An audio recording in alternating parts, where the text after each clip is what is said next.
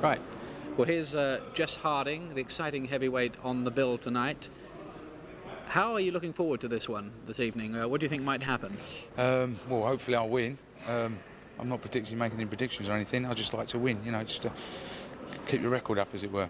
This fellow David Jules that you're up against seems to be a bit of a mystery man. Yep, I've never heard of him. Never heard of him. Don't know what he looks like.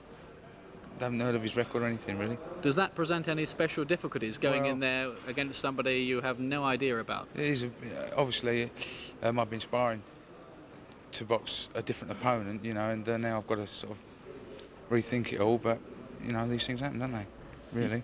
Your manager's got a very high opinion of you. He says you're the best white heavyweight in Europe. What's your reaction to that? Well, I hope to live up to that expectation one day, but, you know, just got to live and hope, haven't you, really?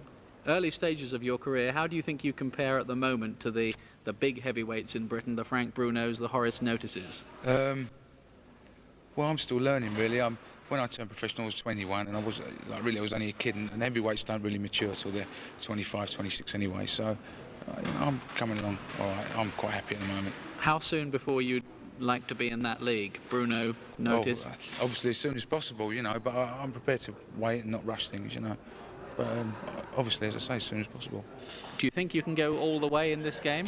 Hopefully, yes. I think there should be no reason why I shouldn't.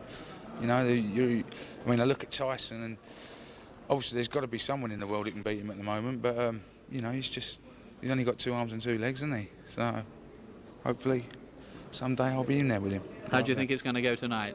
Well, obviously I'm looking for a win. Okay. I'm not making any predictions, but I'm obviously looking for a win. Okay, nice talking to you, Jess. Best of luck.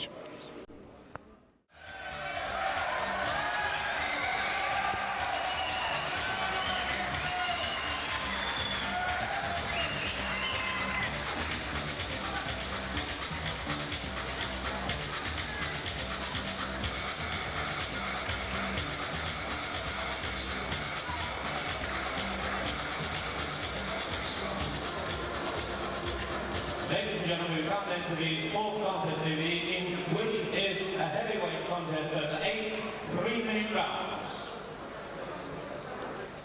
Introducing you, ladies and gentlemen,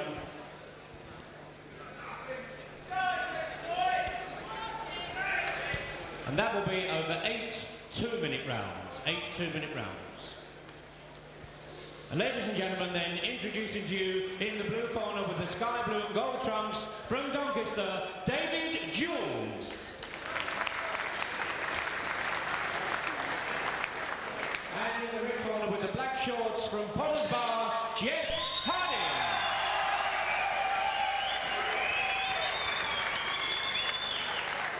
And then at 1 o'clock today, Jules scale 16 stone 2 pound, Harding 15 stone 8 pound. Your referee for this contest, Roy Francis, and your timekeeper, Tom Rice.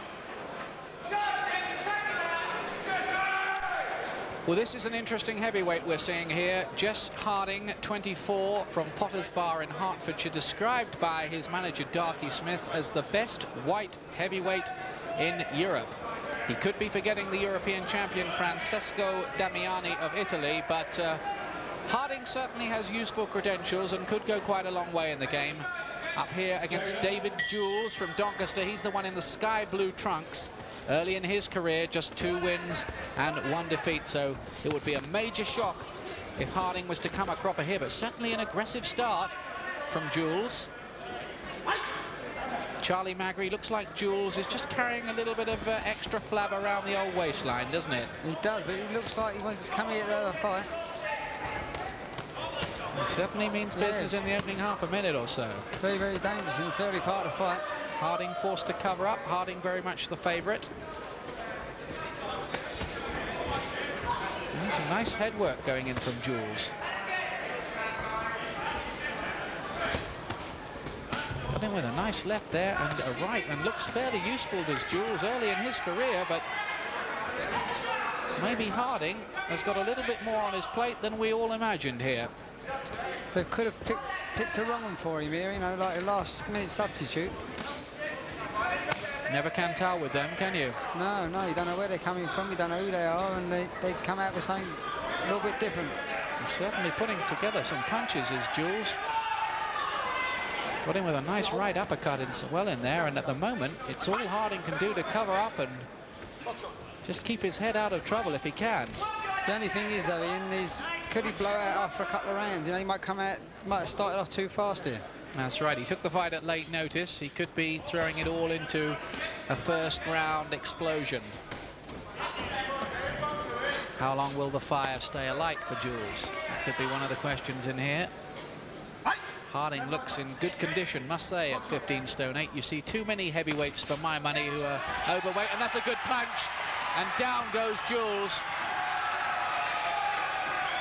He's up, maybe a little prematurely, and bouncing around on his feet. But maybe they're riding on the wall, and that's a left, and I don't wonder if he'll get up from that one. The writing was on the wall for that. He may not make this. The referee, Roy Francis, will have a look in his eyes and will lead him back to the corner, and I think that's probably a sensible decision.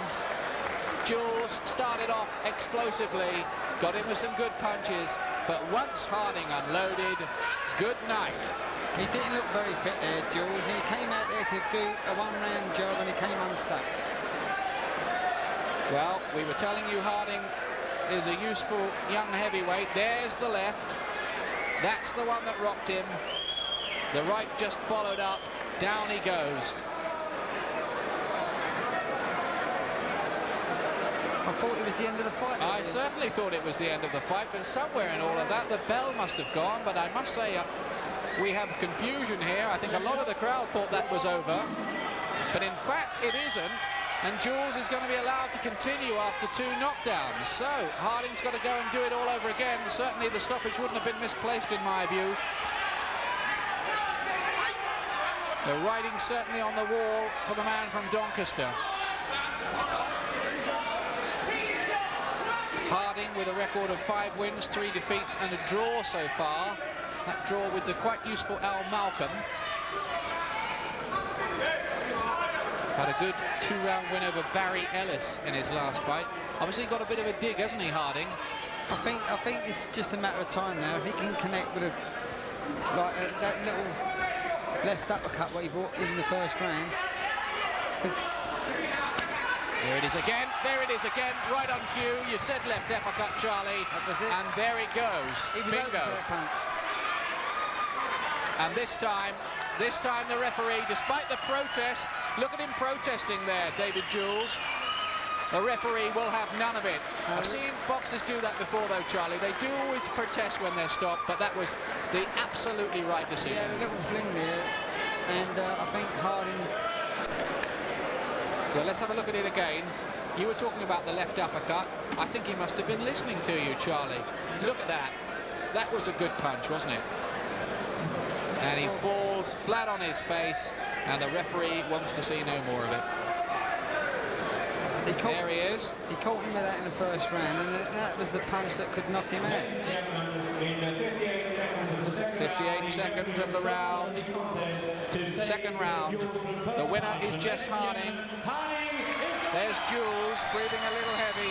Lucky to say he's okay, but I'm glad it didn't go on any further than that, because it was quite clear that Harding had a superior edge in power. You don't like to see boxers getting hurt.